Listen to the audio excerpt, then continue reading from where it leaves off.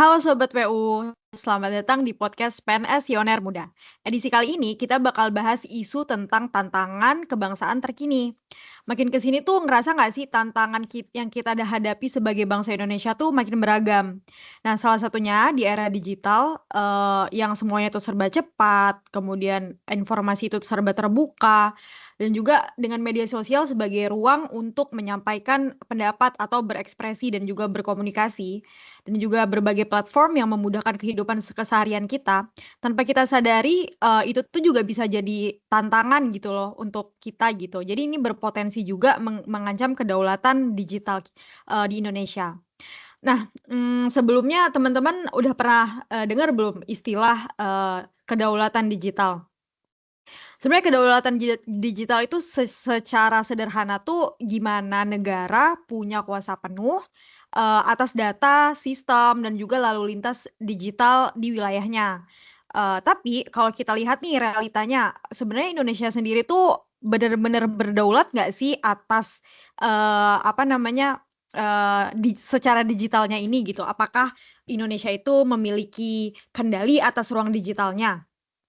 Nah, mungkin kita langsung aja ya, kita bahas lebih lanjut. Mungkin bisa kita mulai dulu nih dari Mas Iqbal, kira-kira kasus di lapangan terkait keamanan cyber di negara kita tuh gimana sih, Mas? Ya, halo Kak Ira. Ya, halo Mas. Ya, jadi gini nih, kalau dari berita yang aku temuin dari website www.inilah.com, yaitu ada beberapa kasus kebocoran data di Indonesia. Yang pertama, ada kasus dari BPJS Ketenagakerjaan. Kebocoran yang terjadi pada 12 Maret 2023 lalu diperkirakan membobol sebanyak 19,56 juta data yang kemudian dijual di situs dark web. Nah, pelakunya itu namanya Bejorka. Dia membagikan 100.000 contoh data pengguna berisi informasi pribadi seperti nomor induk kependudukan, nama lengkap, dan alamat. Nah, yang mengejutkannya lagi, Bejorka menjual 19 juta data tersebut sebesar 10.000 US dollar atau setara dengan 154 juta. Lalu ada lagi nih data Dukcapil itu pada tanggal 16 Juli 2023. Nah, untuk kasus ini menurut Teguh Aprianto, sebanyak 337 juta data di Direktorat Jenderal Kependudukan dan Pencatatan Sipil Kementerian Dalam Negeri itu datanya bocor. Data-data itu termasuk NIK hingga nomor akta lahir atau pernikahan. Lalu ada lagi data kebocoran dari KPU. Nah, ini yang lagi rame-ramenya itu, yaitu ada 2 kasus nih. Yang pertama itu pada September 2022, peretas namanya Bejorka lagi. Ini nggak tahu apa masih sama dengan tadi pelakunya yang kasus pertama BPJS Ketenagakerjaan.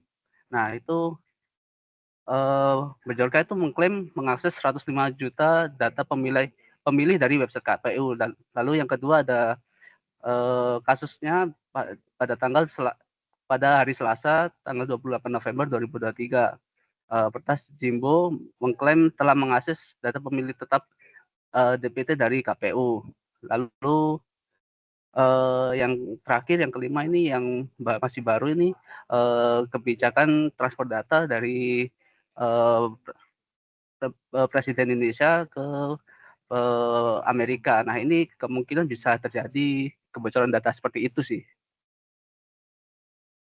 Ya, sebenarnya kalau dilihat-lihat, udah banyak juga ya Mas, kejadiannya. Maksudnya, kebocoran data tuh, di Indonesia bukan hal yang baru gitu.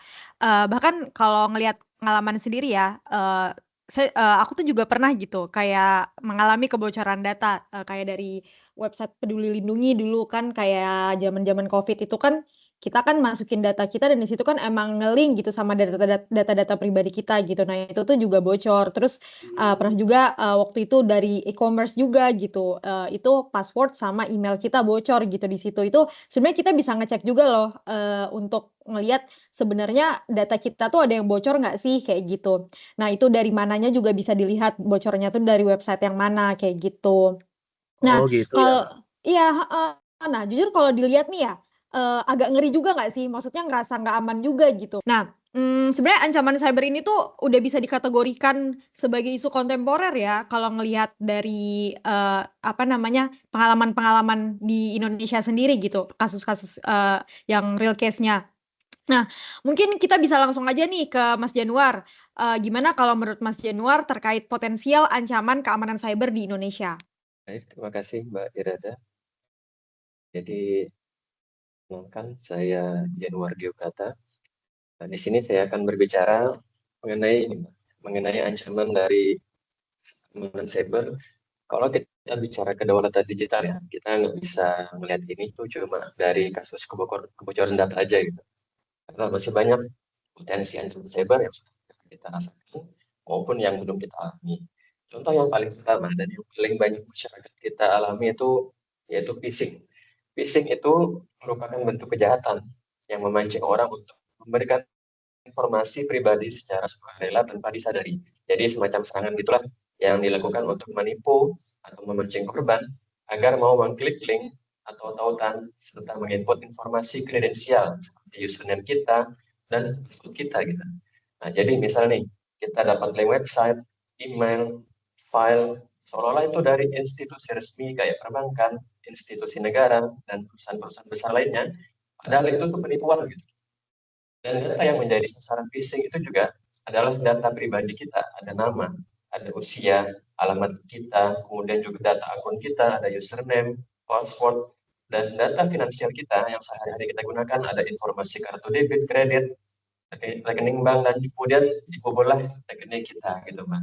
Kemudian belum lagi yang paling hangat dan ramai diperbincangkan yaitu tentang data kita yang merupakan bagian dari kesepakatan dagang antara Indonesia dan Amerika Serikat, di mana pada tanggal 23 Juli kemarin, Presiden Amerika Serikat Donald Trump sudah membicarakan poin-poin kerjasama perdagangan perjanjian dagang antara kita dan negara mereka, yaitu Amerika Serikat. Dan dalam pernyataan resmi pemerintah juga menyatakan bahwasanya ini adalah kepentingan komersial atau bisnis to bisnis, bukan untuk data pribadi maupun strategis. Dan Presiden Prabowo sendiri menyatakan bahwa negosiasi ini masih berlangsung dan akan disesuaikan dengan Undang-Undang Perlindungan Data Pribadi. Tetap ada potensi ancaman dan kekhawatiran seperti kedaulatan data kita, seperti tema kita yang pada podcast hari ini. Bahwasanya gimana sih data pribadi kita yang merupakan itu adalah data yang sangat rahasia, itu adalah disalah yang khawatirnya disalahgunakan seperti itu di luar negeri seperti Amerika Serikat. Dan sebenarnya masih banyak lagi potensi ancaman-ancaman lainnya, Mbak. Yaitu ada namanya defacing website, yaitu juga yang namanya proses pengganti tampilan halaman website mereka. Kemudian ada juga DDoS attack, yaitu kemarin sempat kejadian di KPU, servernya dibanjiri oleh traffic palsu sampai juga kita daftar CPNS itu layanan kita tidak bisa diakses juga salah satunya karena dibanjiri oleh traffic palsu itu, dan juga ada potensi malware. Dan kasus selanjutnya yaitu ada pencurian identitas atau identity theft, yang mana memang tadi seperti yang Mas Iqbal sampaikan juga adanya penggunaan ilegal data pribadi. Namun di sini sifatnya juga yang memang baru-baru saja terjadi, yaitu adanya korban pinjol ilegal yang ternyata mereka tidak pernah mendaftar dan ternyata ditagih oleh pihak pinjol. Dan satu lagi yaitu potensi yang juga mengkhawatirkan menurut saya adalah hoax digital seperti itu Pak Ira.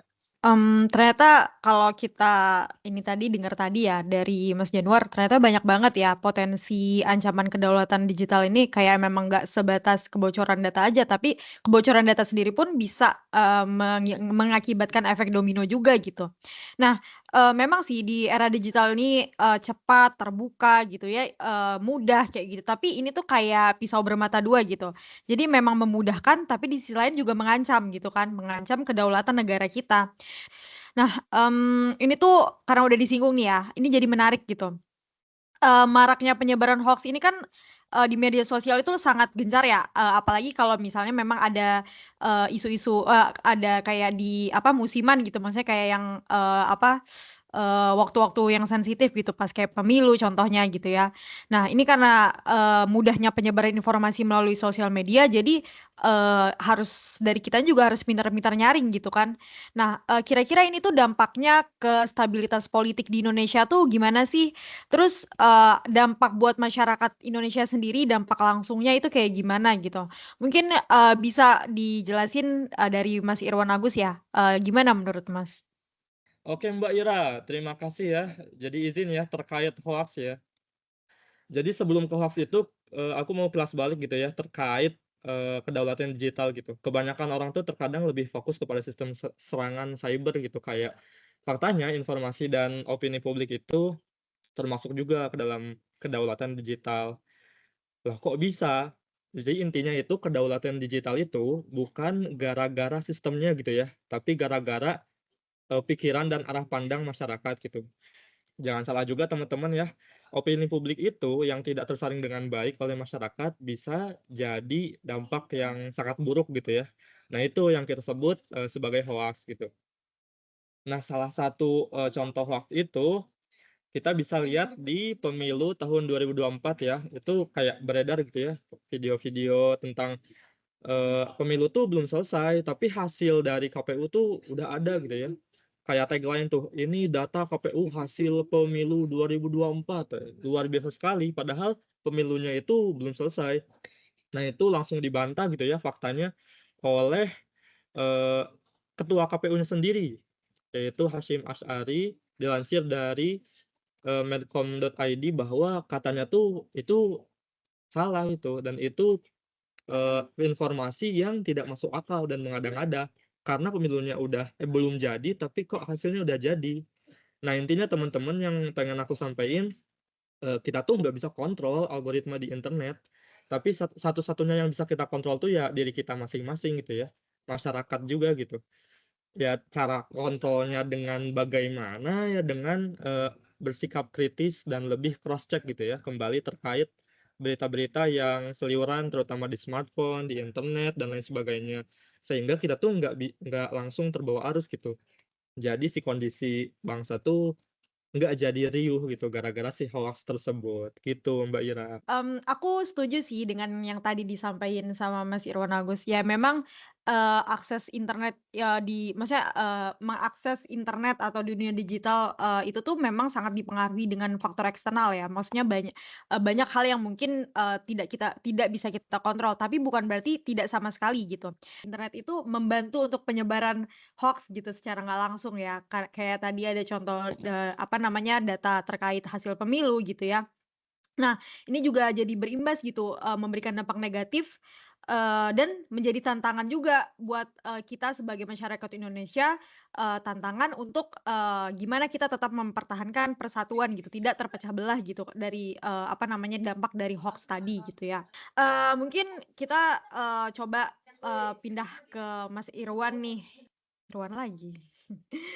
Kira-kira gimana sih dinamika masyarakat dan pemerintahan Indonesia itu dalam, apa namanya, era digital sekarang gitu, posisinya tuh gimana sih? Kayak gitu, mungkin bisa dijelasin, Mas? Ya, terkait yang masyarakat Indonesia yang jadi konsumer ya di platform digital. Jadi sebagian besar masyarakat Indonesia itu masih sebatas menikmati konten digital doang begitu. Kayak nonton video di YouTube, baca berita atau belanja online di marketplace ya.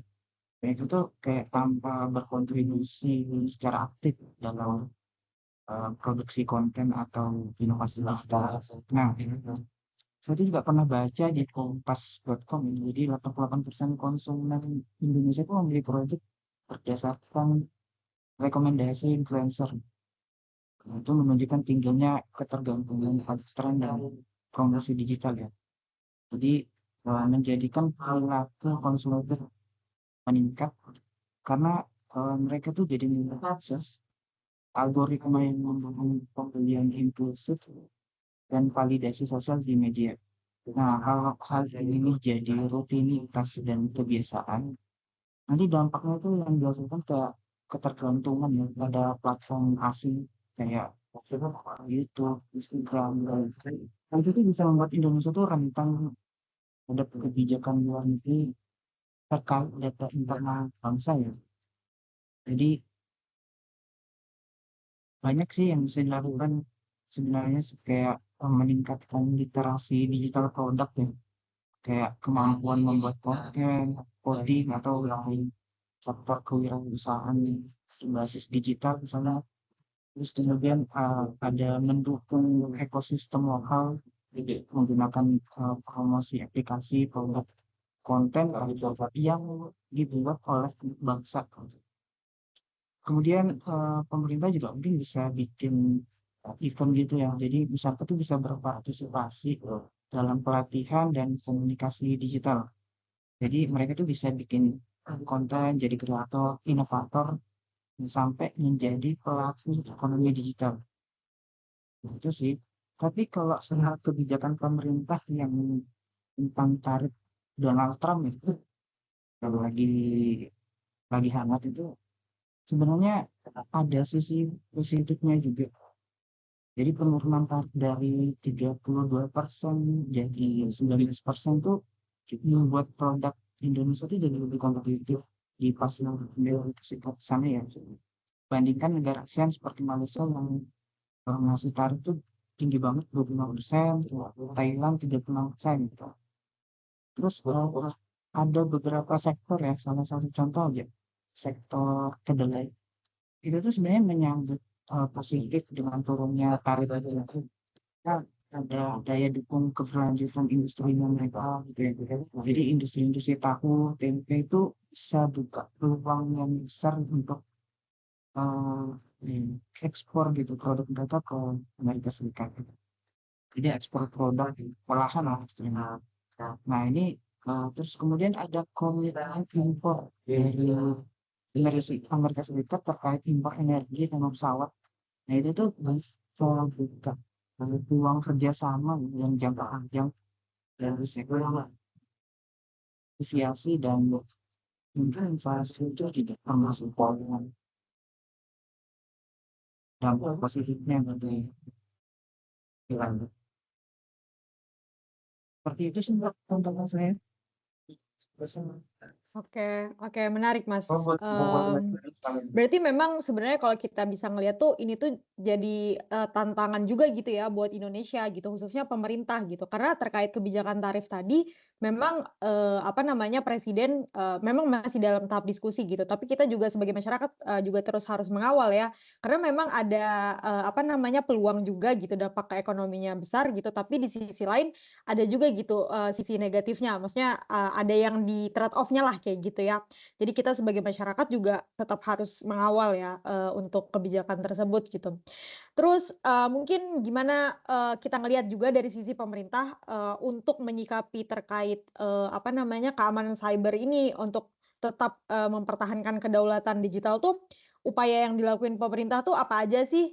Kira-kira, Indonesia tuh udah punya peraturan atau regulasi apa aja sih? Mungkin bisa kita dengarkan penjelasan dari Mas Darkani ya? Ya, baik. Terima kasih atas waktunya, Mbak. Menyikapi mengenai perkembangan teknologi yang ada di Indonesia, kita sebagai masyarakat ya, khususnya pemerintah Indonesia tentu menyadari pesatnya perkembangan teknologi digital. Perkembangan teknologi tentunya juga membawa tantangan serius untuk keamanan negara, terutama terkait kebocoran data pribadi yang sering terjadi, serta rendahnya literasi digital yang ada di masyarakat kita. Nah, dalam rangka menjamin keamanan data kita, serta menciptakan ekosistem digital, serta pemerintah tentunya telah dan terus melakukan berbagai upaya strategis. Beberapa upaya pemerintah yang sudah dilakukan diantaranya, pemerintah telah mengesahkan berbagai macam peraturan, mulai dari Undang-Undang ITE, peraturan pemerintah, Permen Kominfo, dan sebagainya. Pemerintah juga telah mengeluarkan regulasi yang secara khusus langsung mengatur isu kebocoran data pribadi di Indonesia, yaitu Undang-Undang Nomor 27 Tahun 2022 tentang perlindungan data pribadi atau bisa disebut Undang-Undang PDP. Nah, undang-undang ini tentunya akan menjadi landasan hukum untuk perlindungan hak pengguna atas data pribadinya, serta mengatur sanksi bagi pelaku pelanggaran. Dalam implementasi undang-undang ini, pemerintah sedang membentuk lembaga pengawasan independen yang bertugas memantau, mengatur, dan menegakkan aturan perlindungan data pribadi yang ada di Indonesia.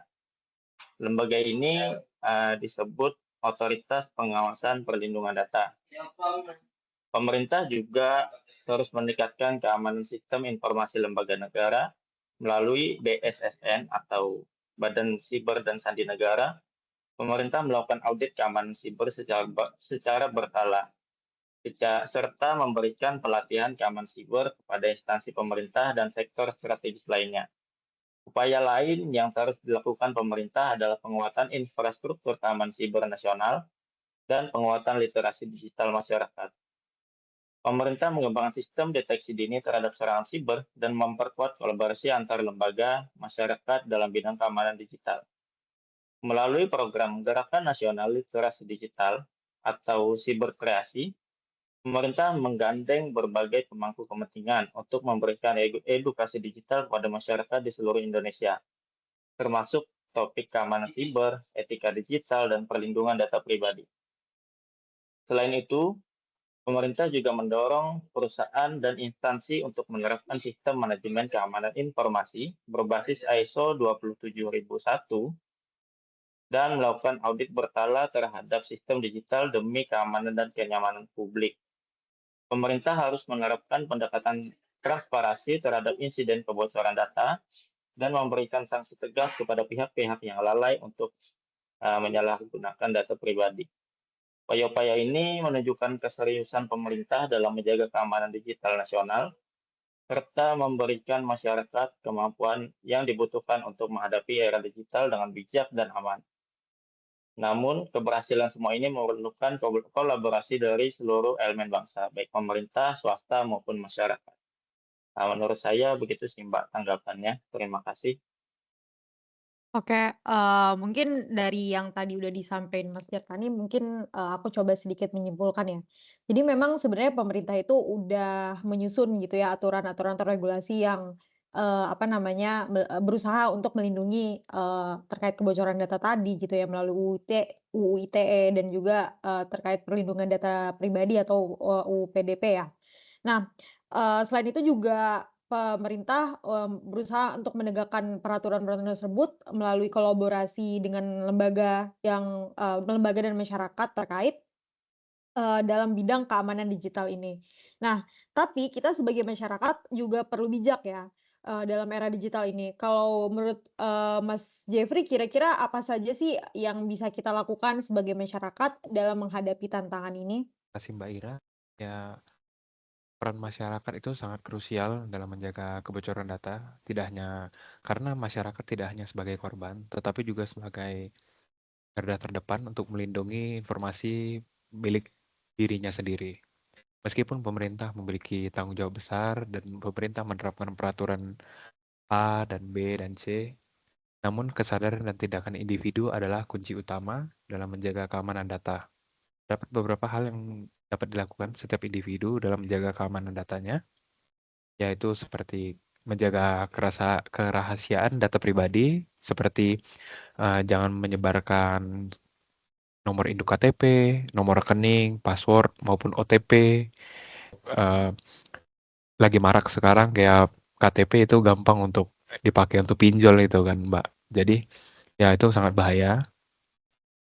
Kemudian yang kedua kita bisa lakukan pengamanan data pribadi. Seperti menggunakan password yang kuat dan unik dengan kombinasi karakter-karakter spesial. Jangan menggunakan password yang sama untuk berbagai macam akun yang digunakan ya. Setelah itu bisa menggunakan autentikasi 2 faktor memungkinkan kita untuk login, namun kita harus mendapatkan OTP terlebih dahulu. Nah, juga yang penting berhati-hati selalu dengan informasi yang disebar, karena kita tidak boleh dengan gampang dengan mengeklik tautan atau mengunduh lampiran dari email, SMS, pesan yang mencurigakan.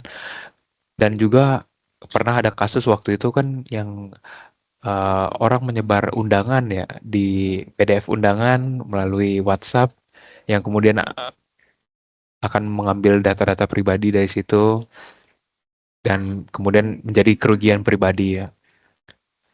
Dan terus jangan gunakan WiFi publik untuk transaksi sensitif, misalnya membuka aplikasi perbankan dan lain-lainnya.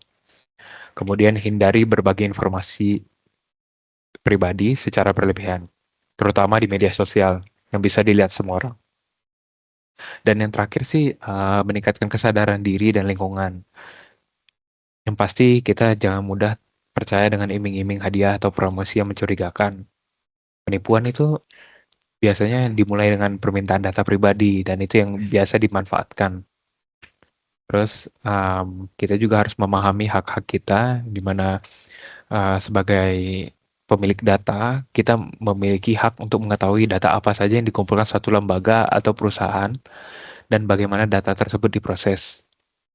Dan juga yang terakhir, kita dapat melaporkan jika terjadi indikasi kebocoran data.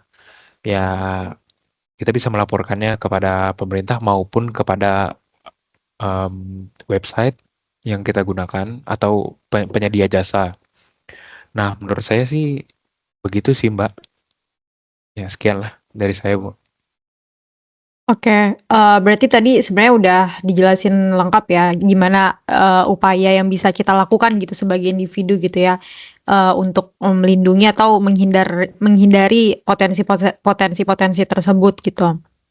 Memang bener sih, makin kesini tuh makin banyak aja modus-modus penipuan gitu ya. Tadi ada apa namanya yang pengiriman undangan digital itu, terus kayak link kita ngeklik terus taunya di-phishing atau apa kayak gitu. Itu banyak banget modusnya, makin kesini tuh makin kreatif gitu ya orang-orang itu. Nah, mungkin ini karena kita udah di penghujung waktu diskusi juga, mungkin saya coba sedikit menyimpulkan ya dari apa yang udah kita bicarain hari ini.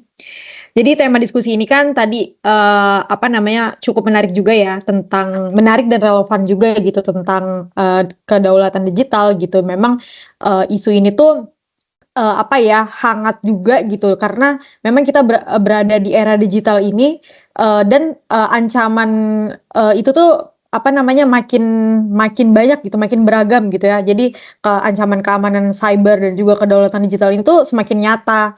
Memang juga udah dikategorikan sebagai isu kontemporer juga gitu ya, untuk apa namanya tantangan bangsa masa kini gitu.